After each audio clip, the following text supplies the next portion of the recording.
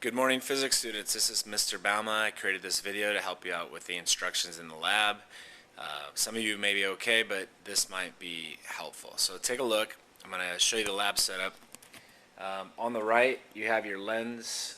In the middle you have your lens. On the right is your object, which the object is going to be this illuminated crossbars. Again, in the middle is the lens, and then on the left is our screen. And then of course your meter stick will help you, but also realize you can measure on the track.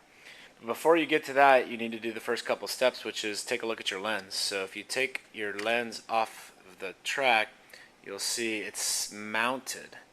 So take a look at it and draw it as best you can from the side, that almond shape. If it's too hard to do, then go over there to the equipment area and pick up another convex lens. See a converging lens, and yeah, you can draw it from there. After you do that, you're going to come over to the windows with your lens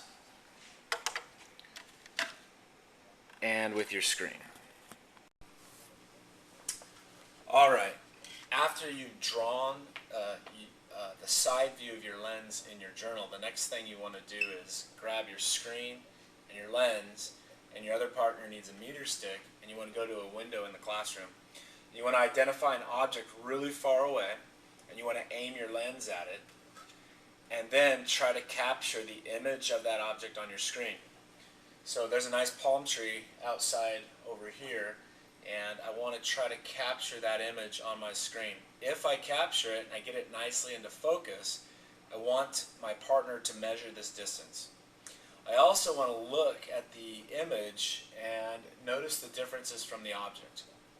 Once you've completed this, you can go to the track and start doing measurements on the track. After getting that image from outside, you want to return to the track and replace your lens and replace your screen. And now you're going to fill in your data table based on the distance of the object, the DO, and the distance of the image, DI. And all these things can move on the track. I can increase the DO by moving this, the object, back and forth from the lens. I can increase and decrease the DI by moving the screen back and forth. Also note the lens can be moved. So finding different images on your screen and then measuring these distances for different trials is what you want to do to complete the lab.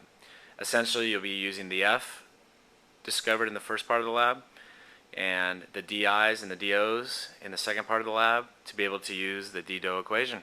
Alright, have a good time on the lab. See you on Monday. Bye-bye.